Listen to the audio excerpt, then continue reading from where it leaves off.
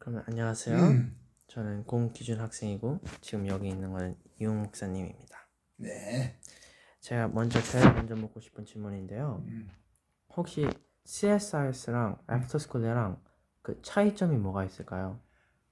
우리가 큰 그림으로 이제 하나님 나라 일꾼을 키운다 하는 데는 같은 맥락으로 진행이 되는데, 근데 앱스콜레는 이제 좀 더 활동 중심의 수업을 중심으로 짜여져 있는 학교다. 그렇게 생각하면 될 거예요. 그러다 보니까 이제 그 수업 방식이 좀 다른 것이 있어요. 예를 들어서 국어 같은 경우는 우리가 동일하게 진행되고 수학도 동일하게 진행되지만은 영어 같은 경우는 이제 우리 기존 CSIS에서는 이제 그래마와 리딩 혹은 리터처를 따로 이렇게 배우게 되는데, 이제 애프터스쿨에서는 월드 히스토리에 나와 있는 내용을 가지고 그것을 리딩 자료로 해서 이제 그 영어를 공부하게 돼요. 물론 이제 그 CSIS에서 하는 그랜마를 같은 교재를 가지고 배우지만 그 그랜마를 이제 가지고 컴포지션을 한다든지 리딩을 해 나가는 데 있어서 재료가 이제 리터러처나 리딩 재료가 아니라 월드 히스토리 재료를 가지고 하는 그것이 이제 큰 차이가 되고, 그 다음에 이제 그 어셈블리가 있죠. 이제 예를 들어서 우리 CSIS에서는 이렇게 바이블 클래스나 또 큐티가 있는 대신에 이제 애프터 스쿨에는 매일 이제 어셈블리를 가지게 돼요. 어셈블리에서 우리가 하려고 하는 것은 이렇게 같은 스피릿을 만드는 작업들을 하려고 하는 거예요. 그래서 같은 스피릿을 만드는 데 있어서 중요한 것이 이제 노래라든지 또 스토리텔링이라든지 이런 거예요. 그래서 우리의 스피릿을 이렇게 일으켜 줄 수 있는 노래를 같이 부른다든지, 또 성경에 있는 나레이티브를 우리가 같이 이제 이야기한다든지, 또 우리 역사, 우리나라 역사의 인물의 스토리를 또 같이 조사하고 이야기하는 그런 시간들이 있게 되고, CSI에서는 성품 수업 시간이 따로 있지만 이제 애프터스쿨에서는 그 어셈블리 시간에 매일매일 성품을 조금씩 나누어서 하는 그런 형태가 좀 다르다 하는 거. 그리고 이제 오후에는 우리가 이제 그 애프터스쿨에는 활동 중심의 수업을 하게 되죠, 그죠? 그래서 그 활동 중심의 수업을 할 때 우리가 적용하는 원리가 이제 이머전 원리를 쓰는 거예요.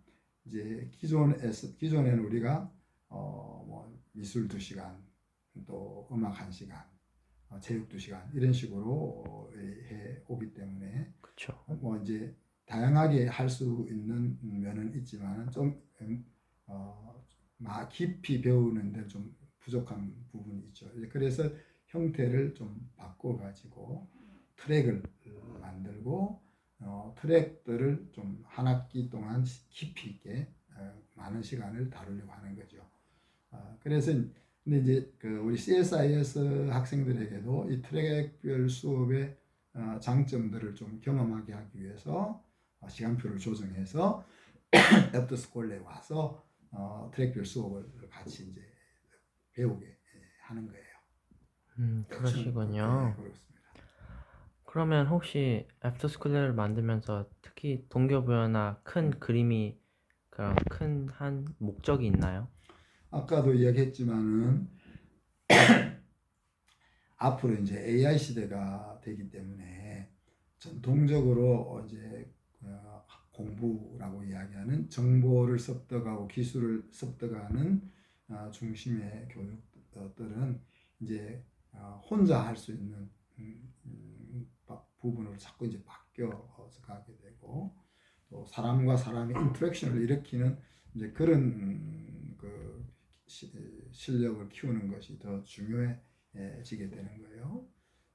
그리고 이제 또 다른 면은 이제 우리 아이들이 일단 하이스쿨로 가서 자기 브랜드를 만들기 전에 아이들이 내가 어떤 영역에 더 관심이 있고 어떤 영역을 앞으로 더 했으면 좋겠다 하는 것들을 좀 더 많이 경험하게 해주자 하는 데 이제 취지가 있는 거예요. 그리고 또 한 가지는 이제 우리 아이들 중에 이제 미술이나 음악이나 스포츠나 이런 쪽으로 이제 전공을 하려고 하는 경우는 이제 중학교 때부터 좀 미리 준비할 수 있는 길을 열어주려고 이제 준비를 우리 애프터스쿨레가 준비됐다 그렇게 보시면 돼요. 그러시군요. 참 기쁜 뜻이 있네요. 그러면 혹시 지금의 애프터스쿨을 보면서 특히 만족하는 점이 하나가 있을까요? 지금 일단은 이제 애프터스쿨레가 11명밖에 안 되잖아요. 그쵸? 그런데 이제 6, 7, 8학년이 어셈블 시간에 같이 모임으로 인해 가지고 서로 선후배 간의 유대 관계가 좀 더 좋다는 거 그런 부분. 그 다음에 이제 학생이 좀 적다 보니까 좀 더 친밀하다는 부분.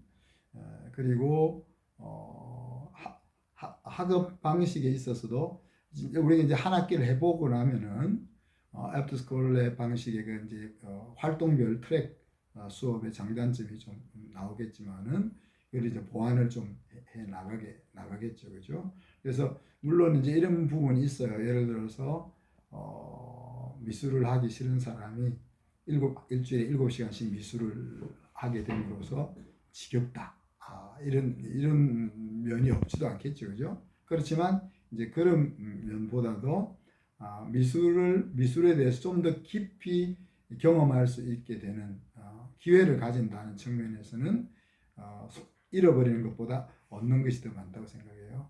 그리고 이제 이런 트랙별 수업을 이렇게 만들므로 인해 가지고 학교에 지금 9개 트랙을 이제 제공해 주려고 하는데 이전에 경험해 보지 못했던 트랙들을 또 경험해 볼 수 있음으로써 아이들의 진로를 정하는 이런 부분에 있어서 도움이 될 수 있다고 보죠. 그래서 애프터스쿨 내 아이들이 좀 비교적 이렇게 학교 생활을 즐겁게 생각하고 만족도가 좀 높다. 그리고 좀 집중이 좀 부족한 아이들이 선생님이 아무래도 좀 적은 수와 이렇게 활동 중심으로 하다 보니까 조금 더 집중도가 나아진다. 그리고 이제 그런 것들이 이제 지금 일단 우리 한 3개월 해본 이후 또 지난 학기는 한 명으로 했잖아요. 한 명으로 했던 장점이라고 볼 수 있고 또 기존 이제 CSIS에서 다닐 때 이렇게 여러 가지 스트레스가 많아서 힘들었던 그런 부분이 이제 애프터스쿨에 와서는 조금 해소되는 그런 장점이 지금 있다 그렇게 말할 수 있을 것 같아요. 그러시군요.